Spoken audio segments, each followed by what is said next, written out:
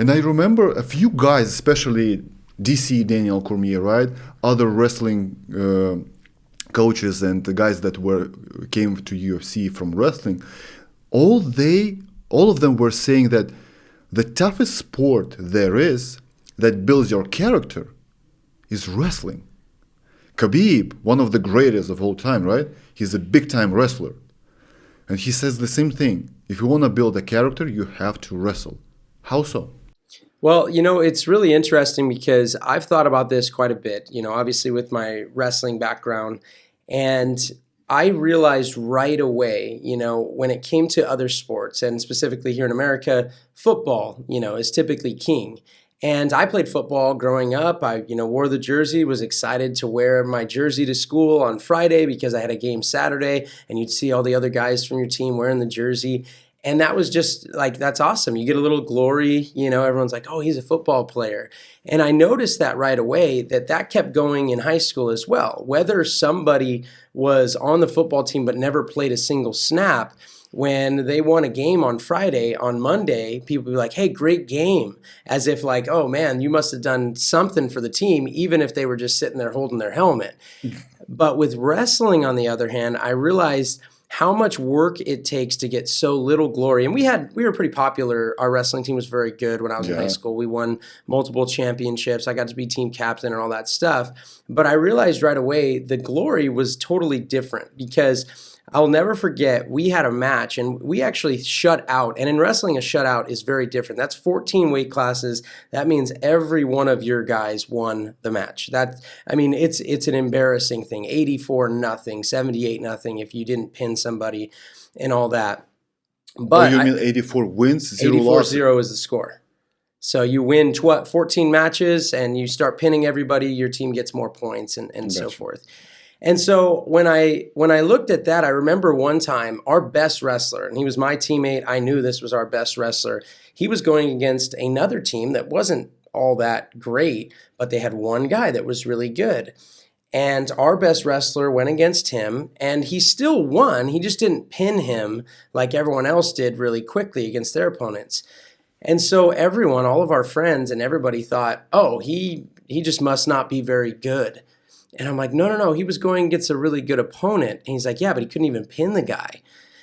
Well, it doesn't come that easy. And I started to realize right away, if even our best wrestler, even when he wins, doesn't get that sort of glory and people don't recognize his skill set, it shows you that it really is about just wanting to be the best at your craft. And for a wrestler, you wanting to go against somebody else, put it on the line. You've both been training 5 days a week, for months and months and months, weightlifting, gymnastics. All the different training methods that we do just to be able to wrestle for 6 minutes. And the truth is, you lay it on the line and that guy's doing the same thing. And it's always like, how do you have confidence in wrestling? And I always tell the guys, like, you get your confidence not because like I just have a better skill set or this, that, and the other. You are convinced there's no possible way that he bled as much as me, as he sweat as much as me. There's no possible way he worked harder than me. And so that hard work breeds confidence. But it is just one of those sports that it's not a lot of glory, but ultimately when you go toe to the line, wrestling has a saying that every wrestler knows, and it's called embrace the grind. Because ultimately, if you're just doing it for trophies, you're going to quit. You can't do it just to get first and second and third and all of that. You have to do it loving just the grind of it, the waking up and running when it's freezing outside, the training when you don't really want to, the breaking down of your body, and mentally it just takes you to a place that I've done every sport under the sun. I've played all-star baseball, I did football. You wouldn't tell by my height, but I used to be a very good basketball player growing up, lead scorer in my league and all that fun stuff. And even in MMA, I've even fought, a few amateur MMA fights, thought I was going to be a professional fighter at one point. None of that was compared to the rigors that I went through for wrestling.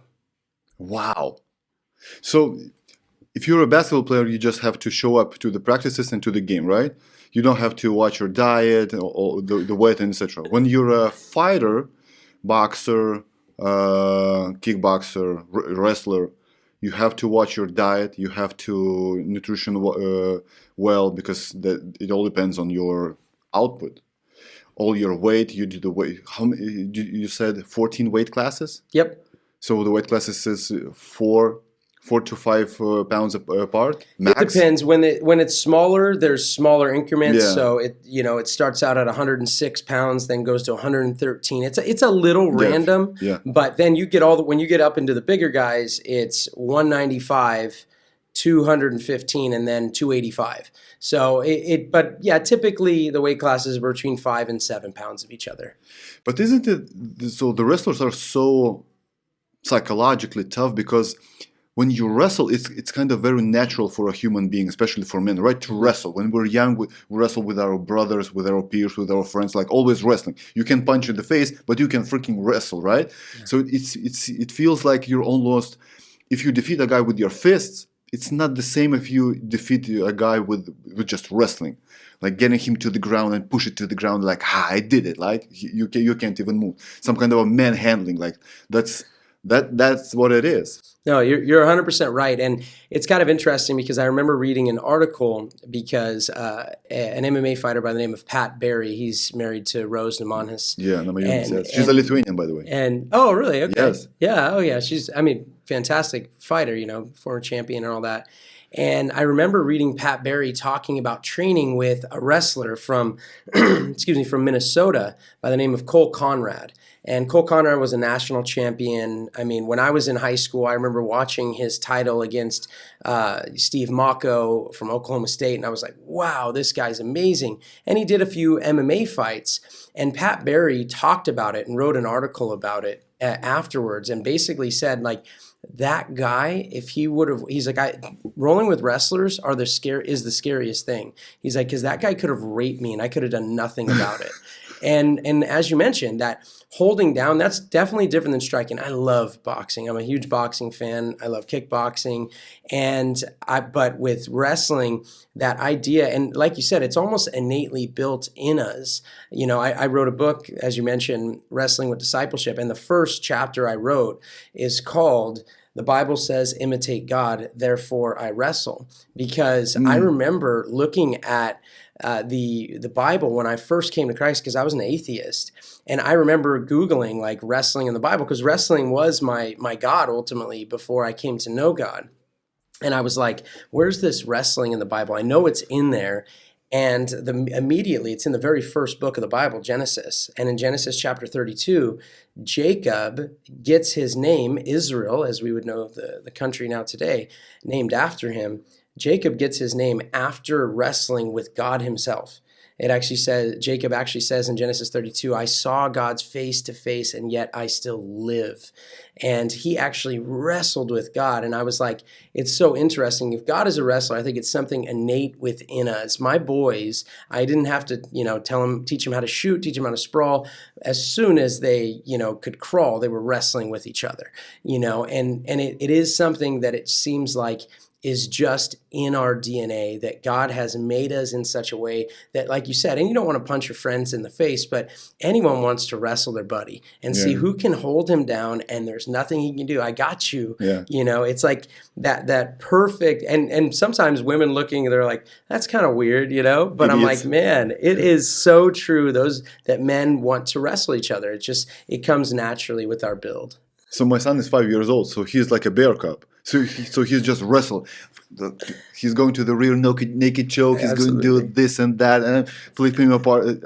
That's just in our nature, right from our birth. No, I couldn't agree more. And I think that's why I think everyone that takes to wrestling, they really do take to it like a fish in water, because it just feels like what we're supposed to do as men.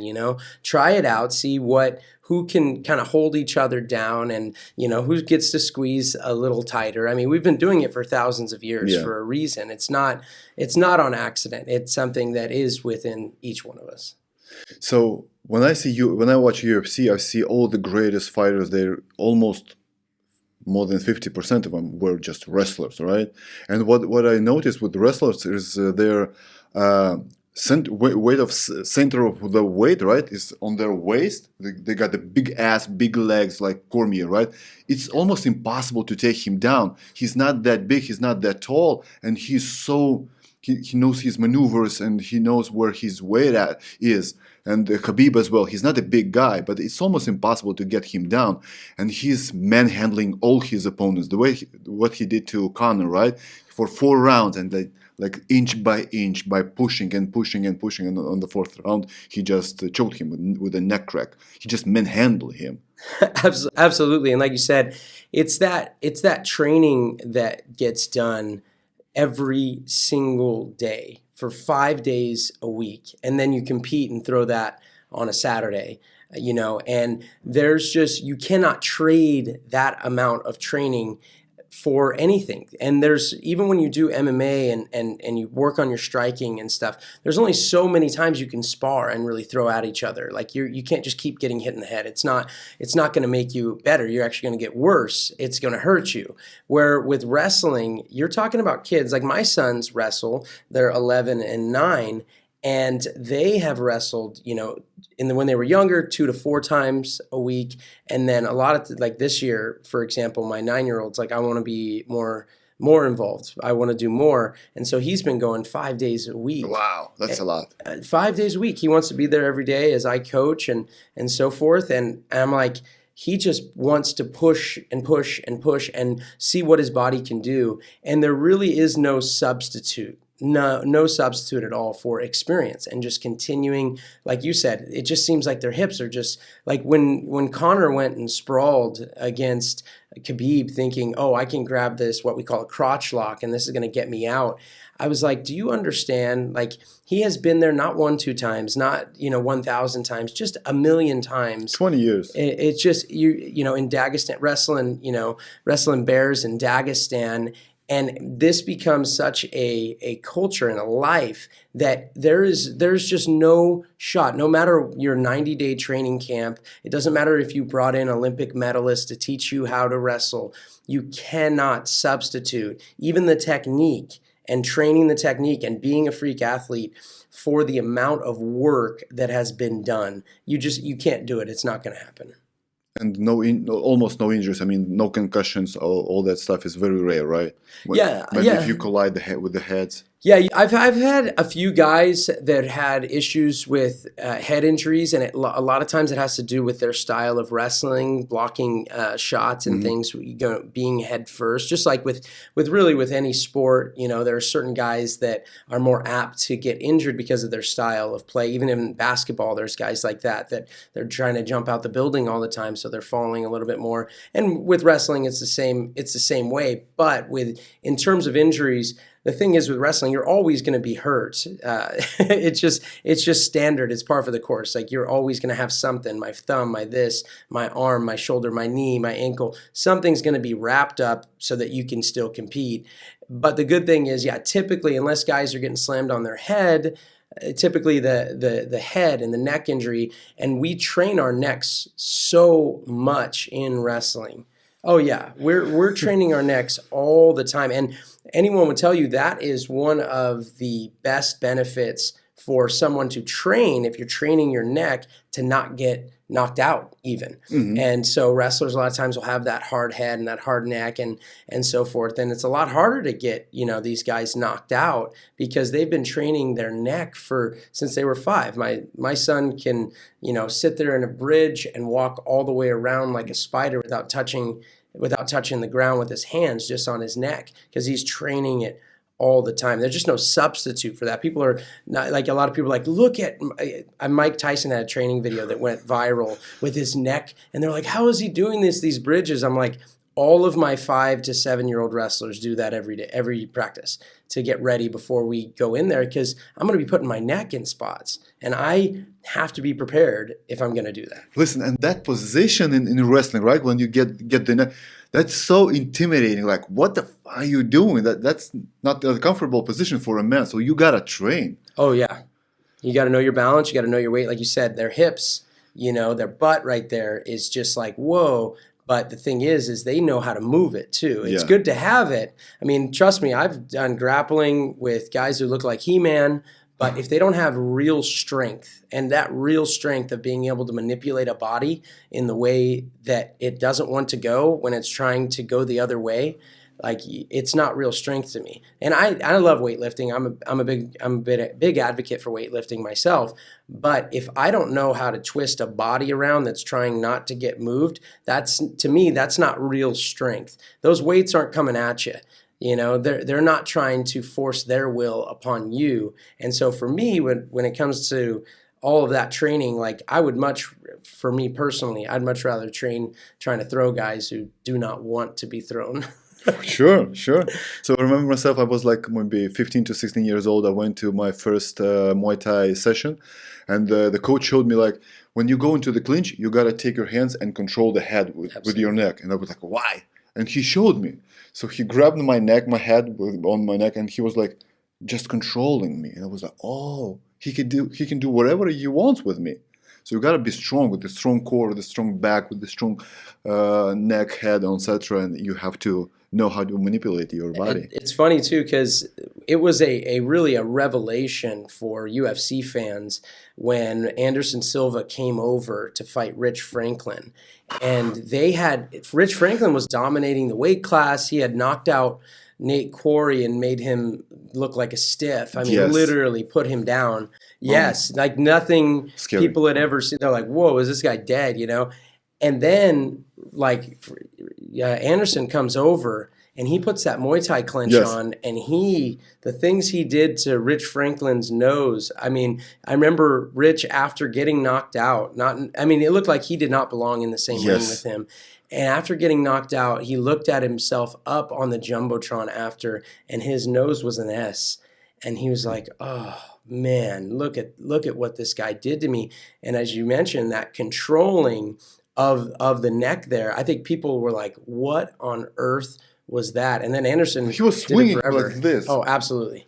To Locked the knee, yeah, bam, bam, bam. I loved Muay Thai. I love Muay Thai. So I That's was a big vicious fan. sport. It is, Oh and my the God. elbows to go with it once you understand, you know, and the reaction too of throwing a knee, a guy's putting his head up, and then you can come back with an elbow. It is a violent sport to watch. I mean, even more so than MMA. If you were just to watch Yeah, for sure. a Muay Thai fight, it is so much more violent what's going on there. And the training facilities over there in Fairtex in Thailand and stuff, those guys, I mean, that stuff's wild. They'll wilt a lion real quick over there. I mean, it's You no don't want to joke. mess with them. No, absolutely not. And wrestling is super exhausting, right? Because Oh, yeah. so there are people that say that, for instance, why Cormier lost his the last two fights, because he didn't wrestle. And the reason is he didn't wrestle with Stipe is because he was 40 plus years old and it's too exhausting for him. So Stipe did the same thing in a fight with Ngannou. He had to wrestle him, but it's too exhausting to wrestle with this guy to 50 pounds. So he tried to box with him. We know all the result. He got knocked out. Yeah, absolutely. And you know, you mentioned it there. Like, these guys tried to, but it is absolutely exhausting. And that's the benefit if you are just a super class striker. I mean, that you are hands and feet above. And this was actually the reason why Chuck Liddell did so well for so many years, was because his striking was just, top of the line. And it was awkward. It was weird. Yeah. The guy had he had the reach of a heavyweight, but fighting at 205. I mean, just an incredible reach. But he was a Division I wrestler at Cal Poly. And instead of using his wrestling, he did have to use it early on against like Vitor Belfort and so forth, because Vitor was a little better than him as a striker, I thought. But he had to utilize it. He utilized his wrestling for the defense. Yes. So like, nobody can take me down. I have these hips, and when you try to take me down, I'm gonna get you with my uppercut. I'm gonna hit you with my overhand right. And so it's really interesting to see how that kind of developed. And I always tell people this, because I've trained MMA fighters for wrestling for MMA. And actually, that's how I got into jiu-jitsu. Somebody saw me training for college wrestling, and they were like, hey, have you ever thought about MMA or jiu-jitsu? And I was like, jiu-jitsu is weird. I don't want to do jiu-jitsu. And he's like, just come. And then I ended up going with him and learning a little bit. And then he was like, hey, how about I trade you? I'll teach you jujitsu. You teach me wrestling. And I said, I'm not. And I told him, and this is the truth, I still teach on Monday nights at a jujitsu school for wrestling.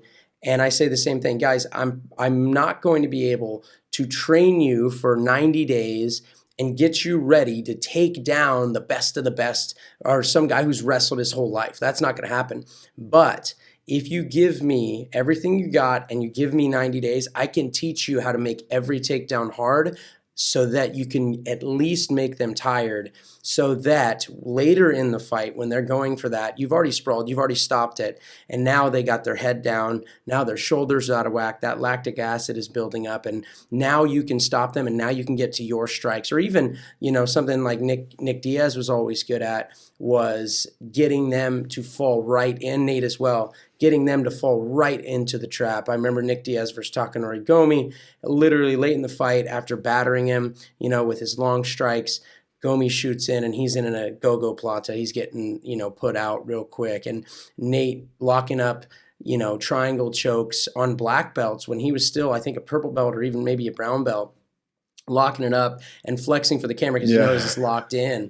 So because defending all of that, it, like you said, that exhaustion, it really is exhausting trying to finish all these takedowns. And that's why I think early on, Randy Couture, Matt Lindland, Dan Henderson, these were wrestlers, but they were also phenomenal Greco-Roman wrestlers because they were upper body. And for Randy Couture, he was a great dirty boxer as well. In the clinch. In the clinch, fantastic. And he boxed for Army as well. So he wasn't just a wrestler, for Oklahoma State. He wasn't just, that. He also could box.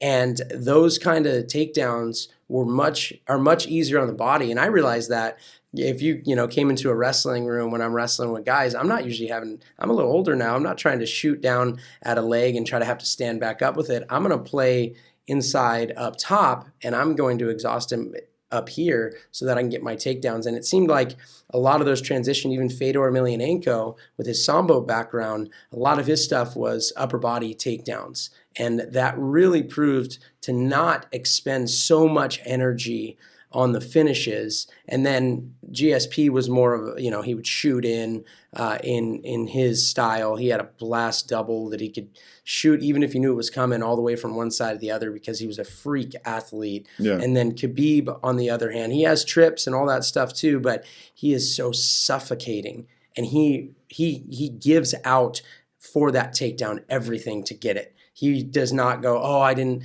get to the leg, I'm not going to do this. He chases it down. And it makes it almost impossible inside of that ring to stop anything. I mean, with Justin Gaethje, when they fought, he hunted Gaethje down. And Gaethje was a Division I wrestler from Northern Colorado. He's not a rookie. You've never seen it, though. You've never seen his wrestling show up in MMA for some reason. I think sometimes wrestlers, and I know how it is, when I started training boxing, and I'm like, man, I'm getting really the exchange. I can box. It's like, hey, don't forget, you are a wrestler. Go back to your game. Gaethje's had a wonderful career, but he was getting hunted. He really did look like a gazelle. Yeah. And Khabib was even taking those shots. He's like, I'm going to get this takedown. And when I get it, it's going to be over. And he almost finished him in the first and then ended up finishing him later. But I like those photo comparisons. So the first round, Dustin versus Khabib and Justin Gaethje versus Khabib. The first round, they're fresh, right? Second round, at the first second of the second round, they're exhausted, drained with sweats. Dustin and Gaethje, they're like done. For 5 minutes, only wrestling for 5 minutes with this Dagestani guy. That is crazy. Running from him, just defending all that stuff. And the pressure that Khabib puts on you, man, it's like something out of the world. Something else. It's something else. So UFC 299, you watched the fight between Blades and Almeida? Yeah. So the Blades was like, someone else can wrestle in the heavyweight division? I know. Because he's top of the top in the heavyweight division. Yep. And he seemed like he was a rookie in that fight. Yeah. Almeida, and he was much lighter than him. Yeah, he was. And that guy just wrestled that. Yeah, no, he did. And Curtis Blades, he is a dominant force typically especially with his takedowns, And he when he fought Derek Lewis, he was dominating. He was almost knocking him out, and then all of a sudden, boom, the lights go out. It was like, oh man, this poor guy, Fort Blades has been, basically a gatekeeper, for the real contenders. Yeah. Just about every time. But yeah, it was probably really surprising for him. And he was never even a Division I wrestler, if I remember correctly. I think he was a Division II wrestler. And it's crazy because with wrestling, it evolves so quickly. It really does. It evolves very quickly, where typically the champions of now would absolutely dominate the champions of old. And you kind of saw that in when Brock Lesnar fought Cain Velasquez. Because Brock Lesnar was a national champion. He lost when he was at Minnesota. He lost to Stephen Neal, who was a world champion, a NFL, Super Bowl champion, just an incredible wrestler. And Brock got it taken to him. But when he had his senior year, he won that national title. He was incredible. Then he, has to fight a Cain Velasquez who wrestled at Arizona State, had that background. So it wasn't like Brock could just switch over and I'll just take him down. No, you're not just taking down Cain. And he looked like he didn't belong out there. And that is how wrestling evolves. It really does. The athletes get better. I've watched as a trend, because I've coached for 15 years. I've coached for quite a while. I've been a head coach. I'm a head coach again, been an assistant coach, all of that. Coach kids, coached, even fighters and so forth. So kind of run the gambit, so to speak, in terms of my coaching. But I noticed, probably about 10 years ago, really, really, really started to notice that these kids, the jiu-jitsu aspect of kids training jiu-jitsu as a kid and then getting into wrestling started to really come in, where these guys are doing some really acrobatic, we call it flow wrestling, or, funk is what it used to be called. Ben Askren was very famous for it back in the day when I was in high school. And I look back at then and now, and it's kind of crazy because I watch these guys just what we call funk roll. A bunch of wrestlers have wrestled their whole life because they had this jiu-jitsu background where they were comfortable kind of showing their back a little bit. Mm-hmm. And then to watch it have to adapt over time, it's really fun for me personally, because I have to keep adapting or I'll die as a coach. And too many guys are, I'm not into that style, so I'm not going to teach it. And I'm like, well, if you don't teach it now, your wrestlers are unprepared. They're not going to be prepared with what's going on. And to watch it evolve and change, and now even everyone's got to have something where they know, at the very least, know what this guy's going to be trying to do. When you grab someone's leg, you're expecting them to go down. And now these guys are like, well, let me flip under your leg and try to go to your back. And you're like, well, what just happened, And so it's been really interesting to see that evolution of the wrestler go from, whoa, I got to figure out, there's these certain guys from jiu-jitsu schools who I got to figure out our game, to now it's all evolving together, and it's actually making for a better MMA fighter as well. Because these guys are coming up, and they're not just, like for me, I wrestled in high school. I was going to wrestle in college, but before I did, I wanted to fight, because I'm like, what do you graduate from? You can't go in professional wrestling. There's 6 weight classes in the Olympics, And so you're like, how many guys are going to be like, I'm going to graduate high school and I'm going to go for the Olympics? It's not likely here in the States. So, what's professional then? Well, professional MMA. And that's really what like when I went to wrestling camp, Uriah Faber was one of my counselors. That was the first time I was like, well, what's this whole thing? He's a King of the Cage champion. I'm like, okay, cool. And then he wrestled with one of my coaches. So I was like at UC Davis, and I was like, oh, cool. So when wrestling's done, I'll go into fighting. And that's kind of like the natural movement. But now kids are 5 years old. I mean, not too far from right where we're doing this interview, there's a school that, I've watched a number of them. My buddy trains them. He's a boxing coach. And these are young kids doing MMA, doing flying arm bars and stuff. And I'm like, they are training at such a young age, and they're knowing everything. And there are no boxers or wrestlers or jiu-jitsu guys. They're just mixed martial artists. Everything. Right from the beginning. Yeah, it's true. It's a true mixed martial. In the beginning, when UFC first started, in the 90s and everything, it was, well, let's see who's going to win, the boxer, the wrestler, jiu-jitsu. And Hoist Gracie came in and was like, they were like, hey, let's put him up there and show that jiu-jitsu is the ultimate. Is the ultimate one. And in terms of no training and except for your discipline and then jumping in, jiu-jitsu proved to reign supreme because, even Ken Shamrock, who, by the way, was actually training some jiu-jitsu. Yes. It was just called grappling or whatever in the Lion's Den. He got caught with the gi in the MMA fight. That's who, Royce ended up beating, or Kimo Leopoldo, and he's sitting there holding his ponytail, punching him in the face, Wild times. It was Art Jemerson coming in with one glove, and like what are these guys thinking, Or you had like big sumo dudes in there, and it was cool to see jiu-jitsu reign supreme, and then other people were like, I have to train that. I can't just not train these other disciplines. Yeah. And then you saw it kind of even out. And then you're like, okay, so what works best? Well, a lot of guys with these wrestling backgrounds are what works best. And, it's been a fun evolution to watch for me personally, growing up with it and being like, well, wrestler. And I'm like, yes. But like when Matt Hughes fought Royce Gracie, that was in 2006. I had just graduated. That's when I thought, okay, I'm going to be an MMA fighter, all this stuff.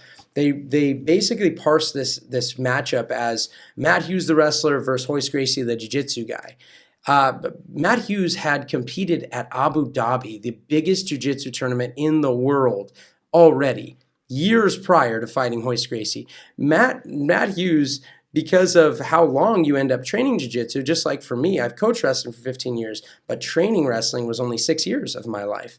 I've trained jiu-jitsu far longer than that, than I have wrestling. Matt Hughes had trained jiu-jitsu far longer than he had wrestling even, I believe.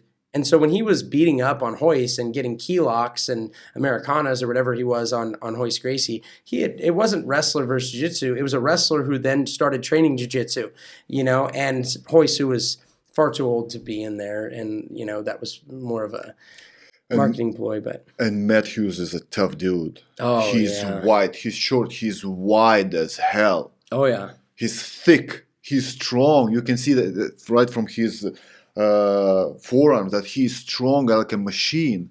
Oh yeah. And speaking of wrestling evolution, so Cejudo versus Dvalishvili, right? Oh yeah. He did everything he wanted with the Cejudo.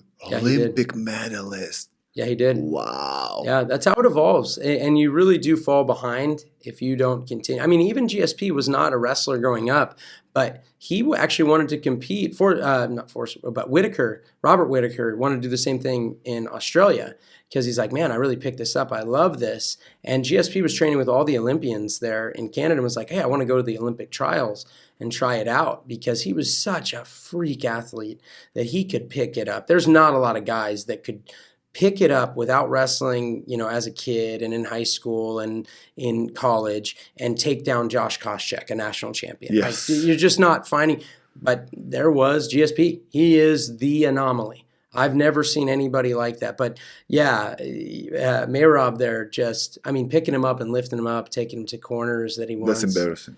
It was embarrassing, and it does show. And I thought Cejudo, I expected Aljamain Sterling to take it to him, in all honesty. And Cejudo actually fought better than I expected from sitting out for so long. And 3 years, he parties a little too much. You could see it. I remember O'Malley in an interview, and you see his cheeks all big. And I used to be a drunk, so I recognize the puffy cheeks. And I mean, Cejudo was an incredible wrestler. I mean, came out of nowhere to win. Not out of nowhere, but there was Stephen Abbas in his weight, who was an Olympic silver medalist. He had gotten pinned in what's called a cement mixer by Matt Acevedo, who I went to wrestling camp. He was one of the counselors at our wrestling camp. And Cejudo really did come out of nowhere. I mean, he was not ranked very high when he won that gold medal, and he skipped the whole college thing. He said, I'm just going to go right into trying to make the Olympics, and it worked for him. Yeah. A lot of guys, it doesn't. Aaron Pico tried to do that. He's an MMA fighter at Bellator, really good fighter. He tried to do that. It has not worked out for him. He lost a very close 3-round decision in wrestling, because it's the best of 3 to make the Olympic team, against Frank Molinaro. And after that, went I'm going to go MMA full time. And I would have liked to seen Pico because he's a California wrestler, so we always root for our California guys to do well. He went to St. John Bosco High School, dominated the entire state of California really quickly, even as a freshman, and then went and said, "No, I'm going to just train for the Olympics." And so, placed at the world for 18 and under, I believe it was, and so forth. But it was kind of sad for us as wrestlers. We're like, man, I wish he would stick it out. And then I'm like, okay, well, at least I'm going to support him and watch his Bellator fight. And he did well. He did well, but he got knocked out, pretty early on, with an uppercut from a guy with very few fights. And I think it was probably more arrogance that caught him than anything else, because he was also a Golden Gloves boxer. He wasn't just a wrestler, and did all the MMA and was literally, I thought, the greatest prospect ever coming out in terms of what his credentials were. And so it was tough not seeing him, and I'm hoping he pans out now. I think he has a fight coming up again, but hopefully he pans out. But it's it's interesting to see these things evolve and watch guys like Cejudo, who's a gold medalist, get killed in the wrestling game. And 2-division champion in the UFC a few years ago. Yeah. That's a tough job to do. Oh, I mean, Dominic Cruz and all that.